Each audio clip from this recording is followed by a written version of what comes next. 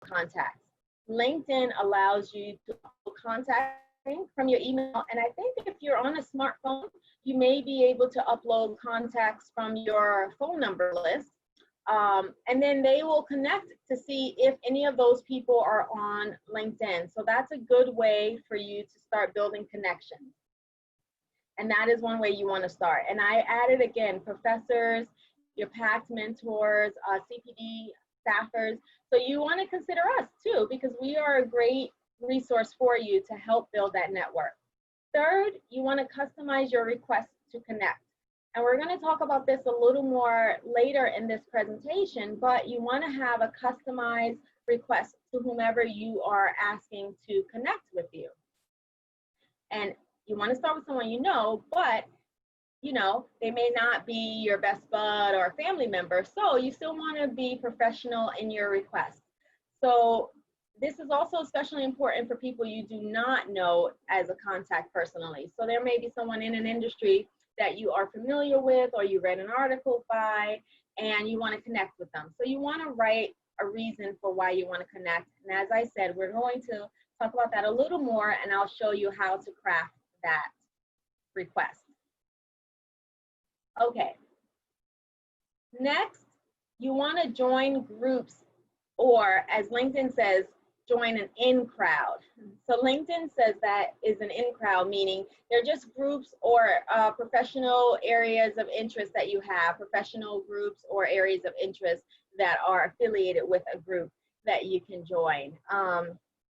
Some of the groups that I am a part of, and I'm sure my colleagues may be a part of groups, might be women in higher ed, for example. So that's a group of people in an area of women. I'm a woman and working in higher ed, which I do. So we have some connection there. And through joining that group, I am able to meet different people and then make some personal connections there.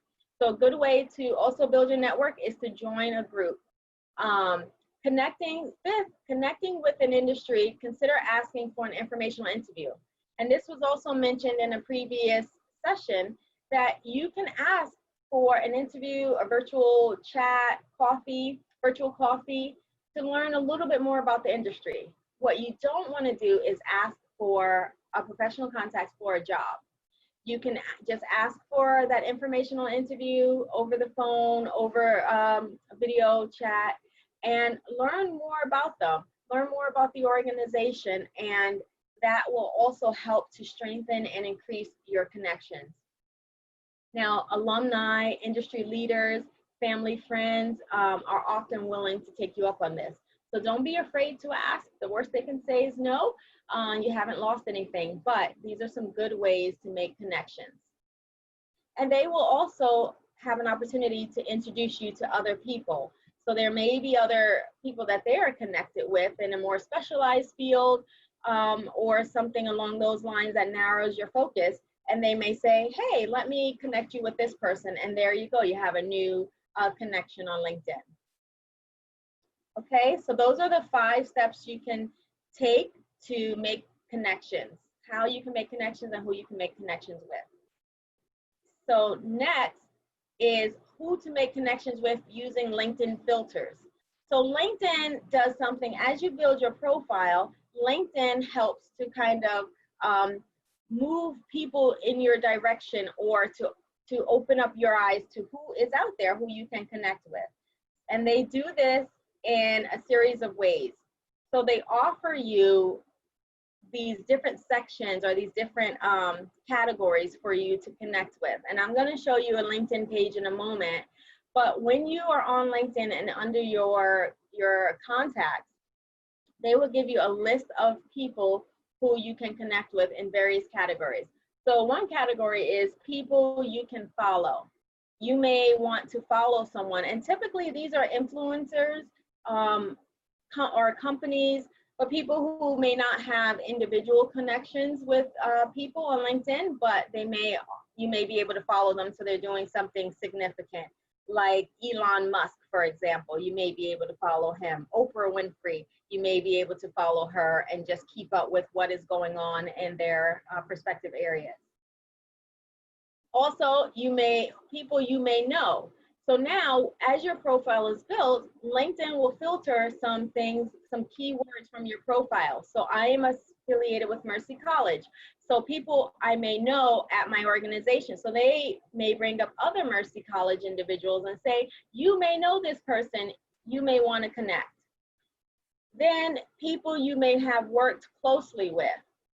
So now they're saying, okay, this individual has identified to working in, let's say, student affairs, for example. You also work in student affairs. Maybe you have worked with them already, and maybe you'll want to connect. So that is another tool that they give you to connect. Then you have people you may know. So people you may know from, and then they might list some previous places that you've been affiliated with based on your profile. So if you were affiliated with Roosevelt High School, for example, just to think of a name, they may say, these are the individuals who are also affiliated with Roosevelt High School. You may know them, and thus you may want to connect. Then people you may know from a particular industry. So I just saw my LinkedIn, people you may know from higher education or who work in higher education.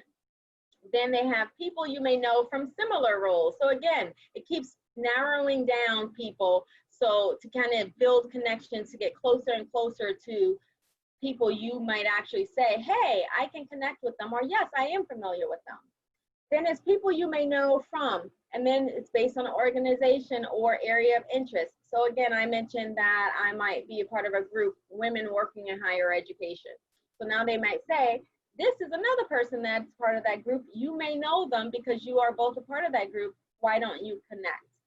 And then finally, they narrow it down geographically. So people you may know in New York metropolitan area.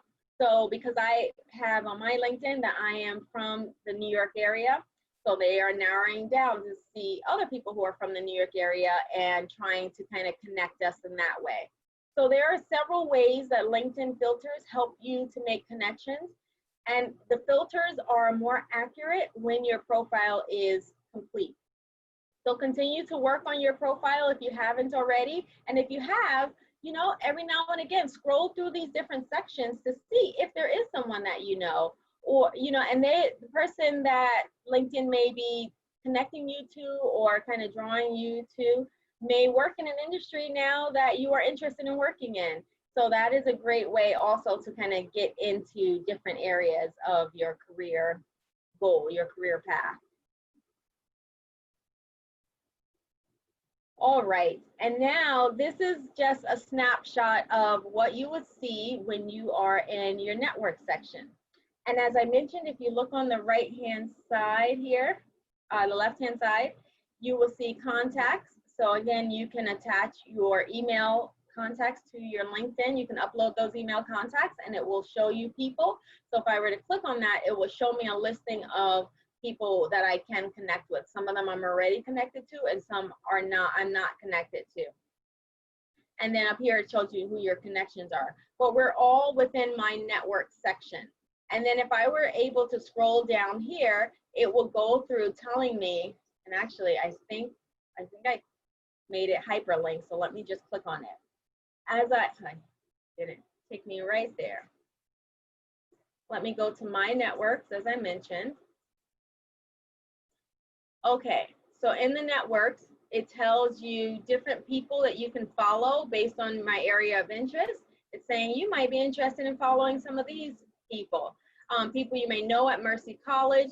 So again, as I mentioned to you, it kind of breaks down listings of people based on the different categories. And every now and again, I look through this to see, is there someone whom I haven't connected with yet? Is there someone that I should know about that maybe I want to follow, or an organization that I wasn't aware of?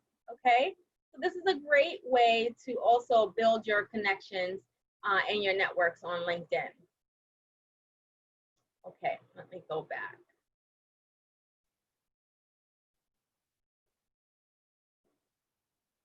Can you guys see the PowerPoint again?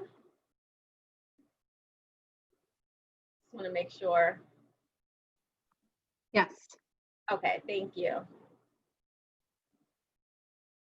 All right, So now that we talked about how you can make connections with individuals, what are some ways that you can do that, and who you can possibly connect with, how do you write your introduction to connect? And we talked about that being an important part of making a connection with people. You don't want to just try to connect with someone and not give any background, really. So your invitation, and I pulled up someone who I'm not connected to, and to see if I could connect with her. This is Elizabeth Warren. As you know, she's a senator, and she was in the running for president recently. So it says that they're asking me to verify her email address, and this could be based on her preferences and how she has it set up. And then it says I can also include a personal note stating why I want to connect. So your invitation should be a brief paragraph or just a couple of sentences, really. Nothing very long, but it should contain the following elements when you're writing your introduction to connect. An introduction of who you are. So you want to introduce yourself and how you found the individual. Maybe you saw them on LinkedIn, or LinkedIn pulled them up as a person that you might want to connect to based on your area of interest.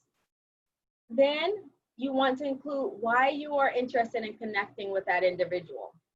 It's not enough to just say, I just want to connect with you and I want to connect. You know, the individual might think, why? Who are you? Why do you want to connect with me? Now they might look at your profile and they'll have to do some digging. So it's better for you just to state out all the reasons why you are sending them this invitation. So why you are interested in connecting.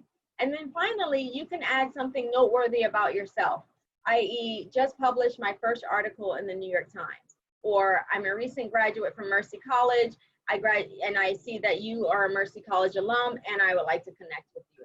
So you want to give some context to your reason for sending an invitation to connect with an individual.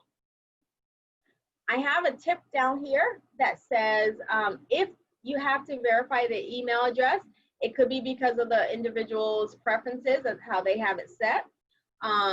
This helps them to weed out kind of just getting a lot of requests. Also, often you will be able to add a note, as we talked about. You're going to add in those 4 elements to your note. And for others who may not be part of your organization, you will have the option to write a note along with your invitation, which is just restating that again. All right. So notes are very valuable and help give some context to who you're asking to connect with. All right, strengthening your network. So when you strengthen your network, it is building a stronger network for yourself and opening yourself up to connect with other people, to increase your network. So that is why you strengthen it. So you can also build good relationships and increase your network. So first, there are 2 parts to strengthening your network. The first is to make status post updates early and often. And then the second is to lend a virtual hand. So let's go back to making status updates often. This is very important because networking isn't just about who you know, it's about who knows you. You want to stay on your network's radar by updating your LinkedIn status. So a regular healthy status update time frame is about 1 time daily.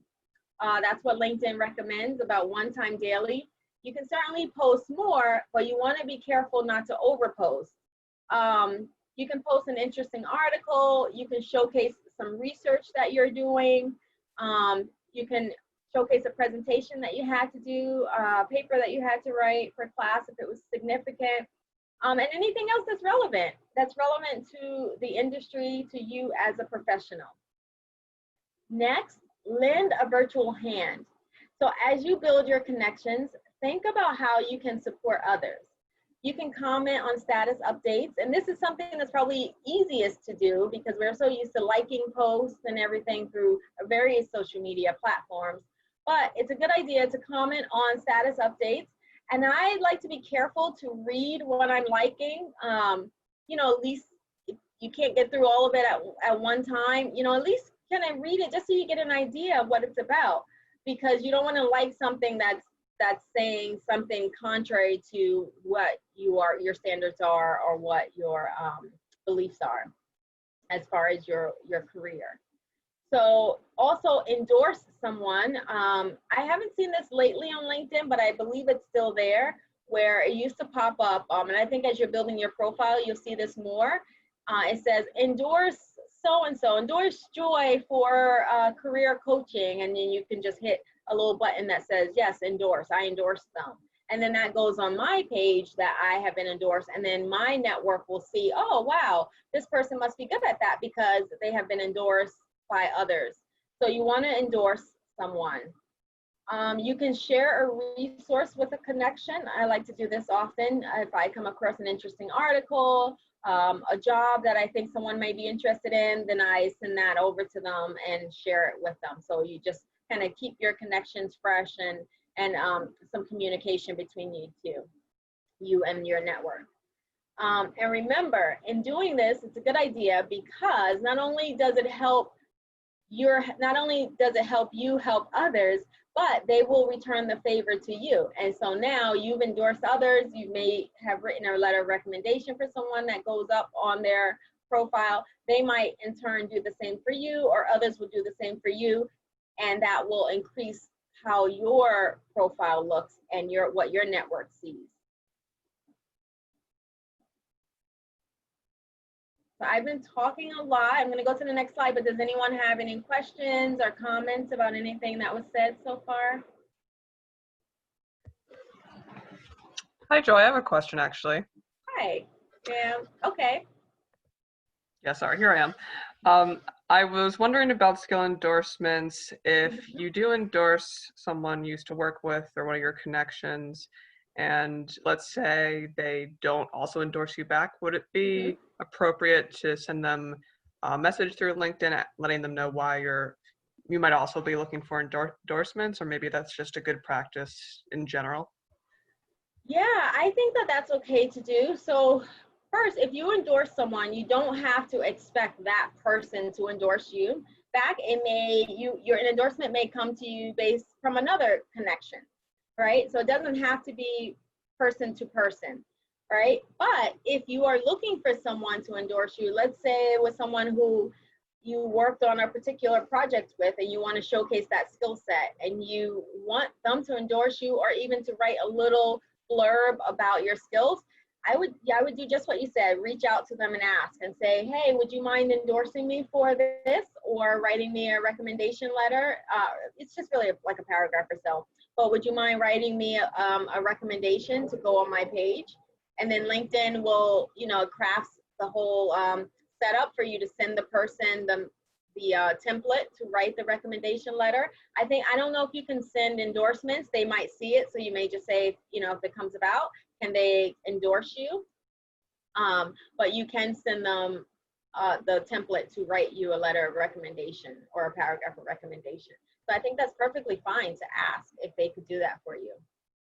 Great to know. And where's that template for asking for a recommendation? Maybe you'll get there in a moment. Yes, actually, I don't have it up, but I'll look at it because someone sent it to me and asked me to do it for them. So I'll have to look where it is on LinkedIn. Okay, great. Thank you. I'll try to share that at the end. You're welcome. Thanks for the question. That's a good question. Okay, so I will move forward. But here is where you can post. So we talked about strengthening your network and updating your status. Posting, you can write an article as it is here. You can upload a document. So if you worked on a flyer or something, if you're a graphic artist and you want to showcase something that you put together, anything, you can post it using the document tool. And I think it pulls from one Dropbox or something or Google. And you can also put a video up. Videos are very popular. So if you want to, if you made a video or you want to talk about something, share a piece of advice, that is a good tool for that. And then there's photos. You can put photos up.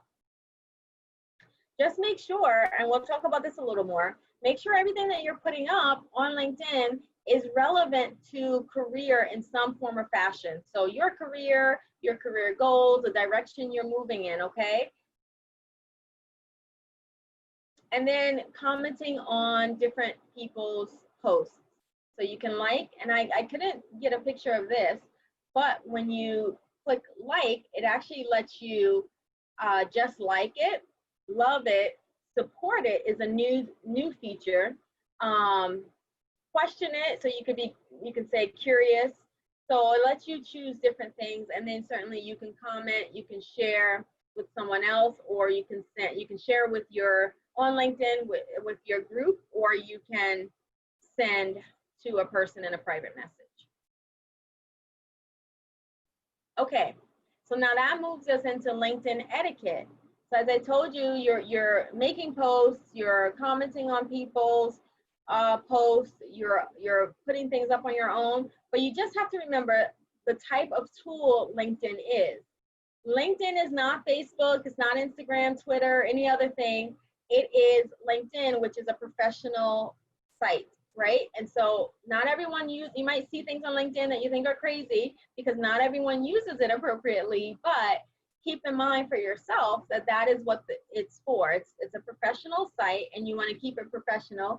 And then your other social media sites, you deal with those accordingly. So Facebook, you are one way on Facebook or Instagram, but LinkedIn is LinkedIn. So you want to make sure that you differentiate the different platforms of social media and you handle them appropriately. So now I have a question for you guys. There's this picture that I found on LinkedIn, and tell me if you think this is appropriate to put up on LinkedIn.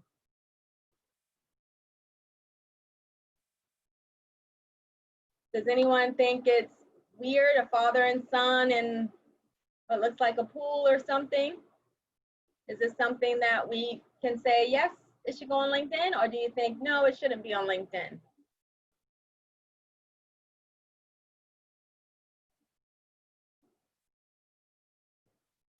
For me, it depends on what the. Oh, I'm sorry. Should I write it in the chat? Oh, I'm just calling actually, you out. can talk because I don't see with the PowerPoint up, I can't see the chat. So, Oh, okay. For me, it yeah. depends on what content you use with it. Like if Hmm. this was an internship that you did over the summer, Yes. and you wanted to talk about, really enjoyed my internship, um, Oh, maybe, but uh-huh. to me, it seems a little bit more Facebook like. So Uh-huh. it really depends. Yes. Thank you, Darlene. Yeah. That's good. It does depend. And thank you guys. I see someone put up a poll. Appropriate for LinkedIn. 100% said no. Wow. Thank you so much, whoever put up the poll. Maybe that's Gina. Thank you. Um, yeah, so but what Darlene said is absolutely right. It depends. So keeping in mind that it depends, I'm just gonna move the poll for a minute and click here. The purpose of this picture was associated with this article.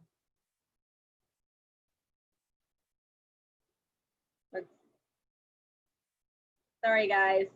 Oh, there you go. Do you see? It says, as cities reopen, how do we safeguard our water supplies? And in turn, it is appropriate for LinkedIn. So it really just depends. I mean, some things can seem like, no, you shouldn't put it on LinkedIn because, it's not about your family vacation, which I'm gonna talk about that in a sec, but if it is something that is relevant to career in some way. So now this is from a company, and the company works with environmental situations. So in this case, particularly water waste and water safety, right? So this is smart. This is smart because it shows this picture that draws interest, but it's talking about something that's real relevant to our society, right? Countries or our cities reopening from COVID and how to safeguard water supplies, something that's relevant to all of us, and what this company is doing to facilitate that. So this is something that would be appropriate on LinkedIn, but without context, we don't know, and it doesn't seem appropriate. So you just always want to be thinking about, is what I'm putting up appropriate in the context for career on some level, or something professional. So I have a that was question actually, appropriate. Joy. Yes.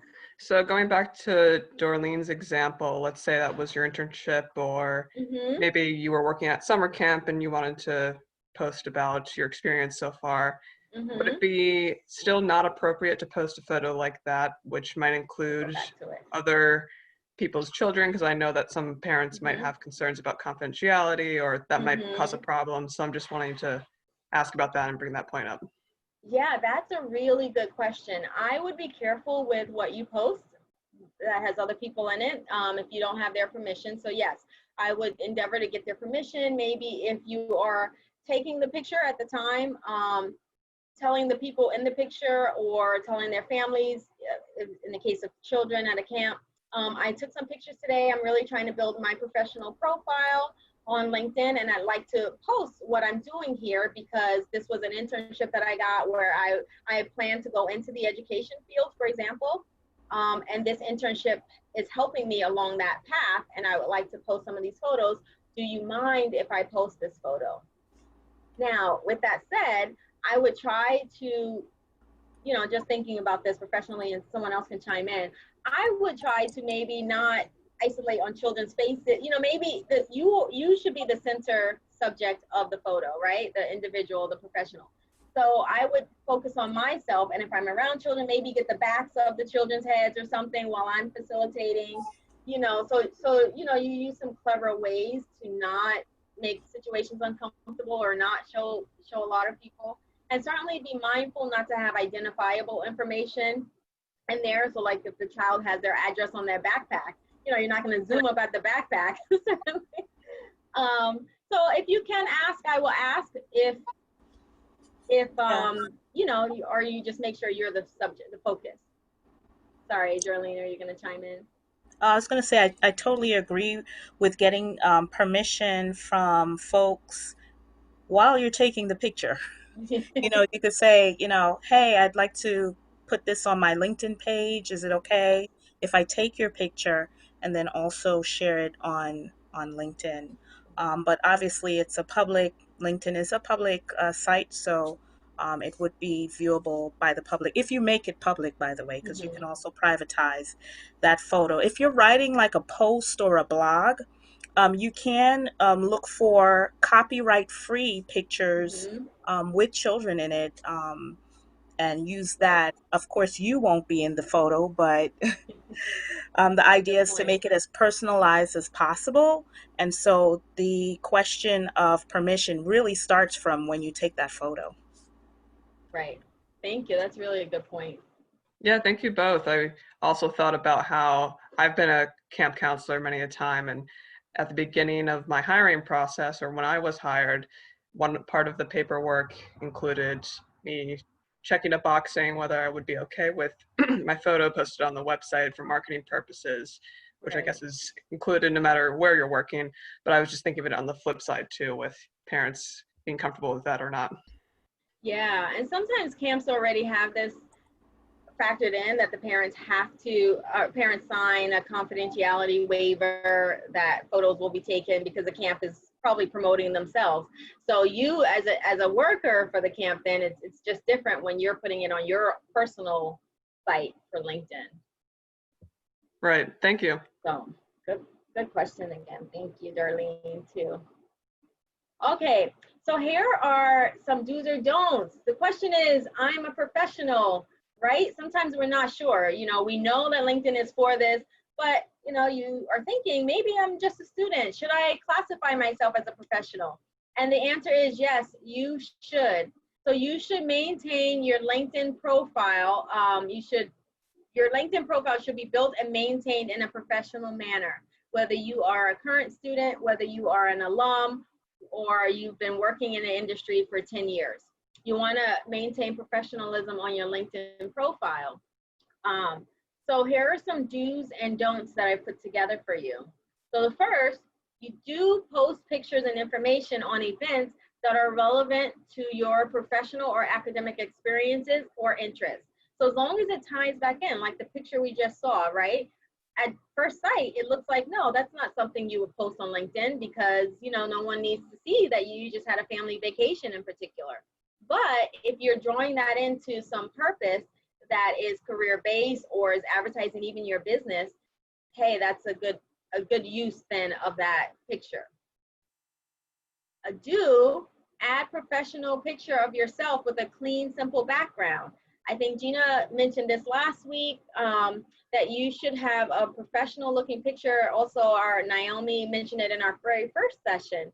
Your picture, you want to have a clean picture of just yourself.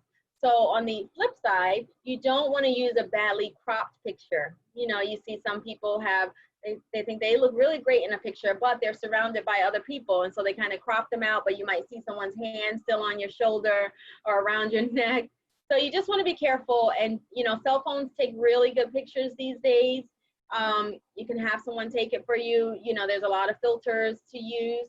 So make sure you have a quality picture, because that's often what the first appearance that an employer might see of you, of who you are. Let me just go to the don't side again, the first one. Don't crowd your page with personal pictures of leisure events, parties, family outings, vacations, or anything that's irrelevant to your career. You know, I haven't heard too many stories about this now, but in the past, people were losing their jobs or not getting jobs because of some of the pictures they had on their social media platforms. And so you really want to be careful with LinkedIn, because you certainly don't want to use a professional platform to post something that is not professional. On the do side, you want to share status updates and posts in good taste and in good measure.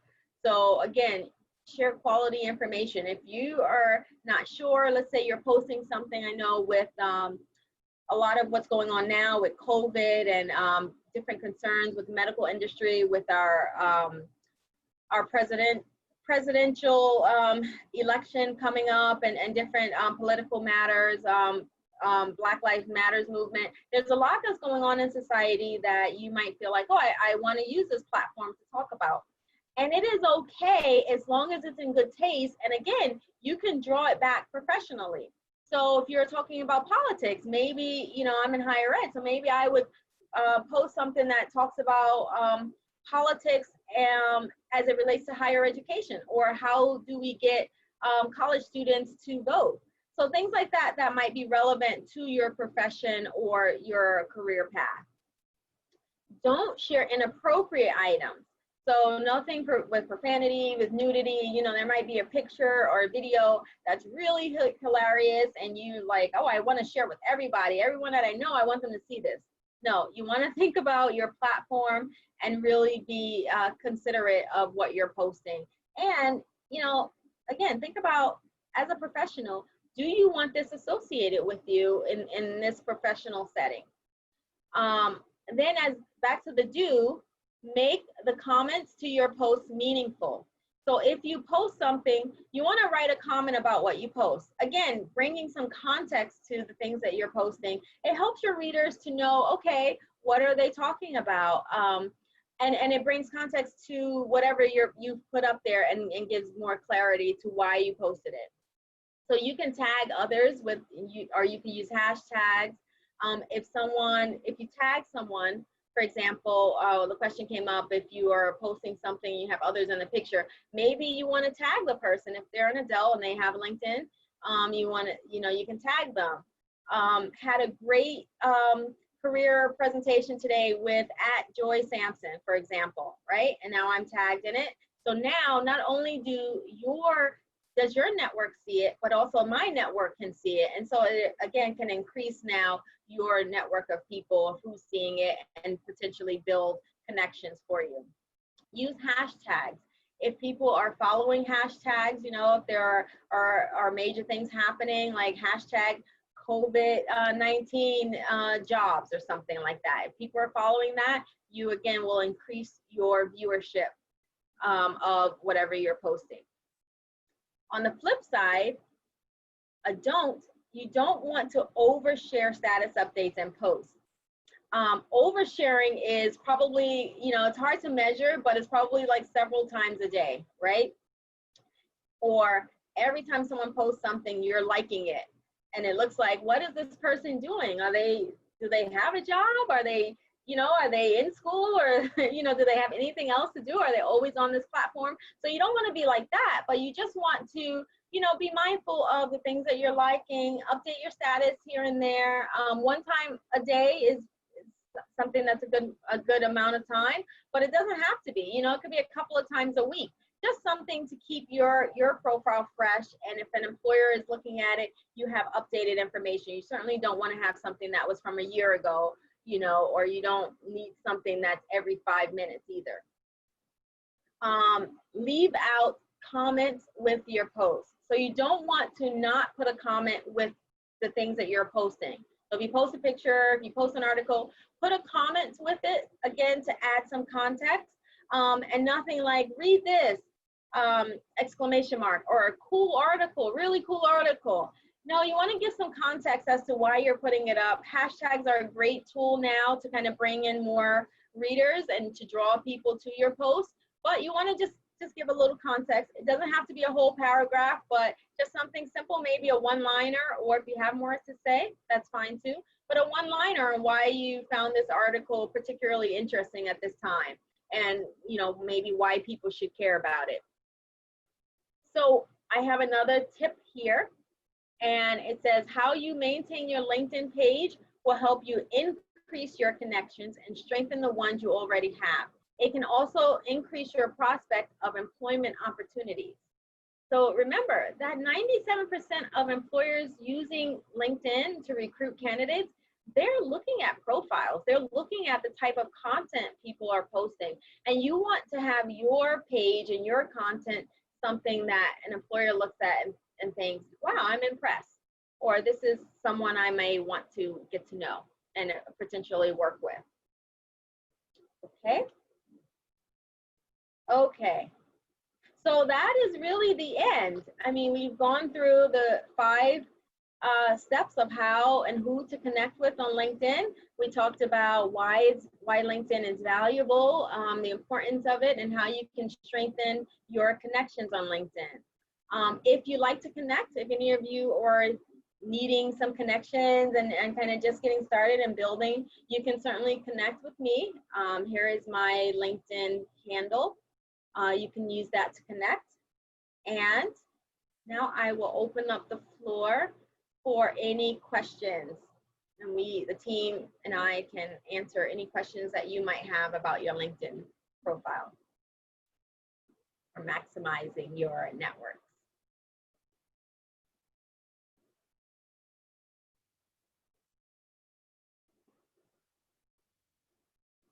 So I cannot see the chat box, so I don't, if anyone's writing, someone will have to read those to me, but I don't know if anyone has any questions or comments at this time. Doesn't look like anyone's entering into the chat just yet. Okay. Okay. Thank you, Sam. All right. We just have a few more minutes. I will ask for those of you on the session today, how many of you have your LinkedIn profile built? You can either raise your hand or you feel comfortable with what you have already, or you're just kind of getting started. Oh, okay.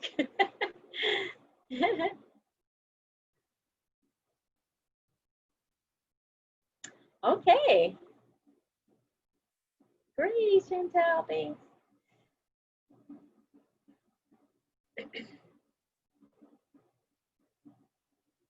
All right, well, again, LinkedIn is a really good tool to use to help you make those professional connections and learn about organizations, meet different people in your industry.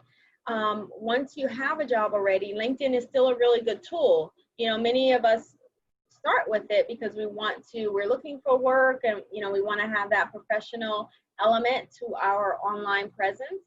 But once you are employed, you can continue to build connections and get to know people in your industry, because that will, you never know what things might come down the road. You may be looking for a job later on in life, or you may be working on a project and wanting some collaboration with others. So it's still a really good idea, no matter what stage you are in your career, to build connections with others and to maximize your network. I just thought of something else to ask, Joy. Mhm. Do you recommend that students create a free Zoom account in order to maybe have like a virtual coffee chat or discussion with someone that they connect with Mhm. on LinkedIn? I think it can't hurt. It's a nice idea. As far as I know, you can use Zoom without having an account with it. The only thing is when you do have an account, it gives you a little more flexibility. Like my son is on Zoom and he doesn't have an account, and we're having a hard time changing his name, for example. And I have to do some more research, but I'm thinking it's because he does not have a personal account. So I would say yes, if you can have a personal account, the better, because then if you have a smartphone, you can download the app, and it just gives you more flexibility, because if you're away from, say, a desktop computer, you will still be able to get on Zoom without having potentially some challenges. I don't know for certain, but I think it just may give you more flexibility with usage. And if you have flexibility with usage, as things come up, then you won't be limited to be able to network with others. Right, thank you. Yeah.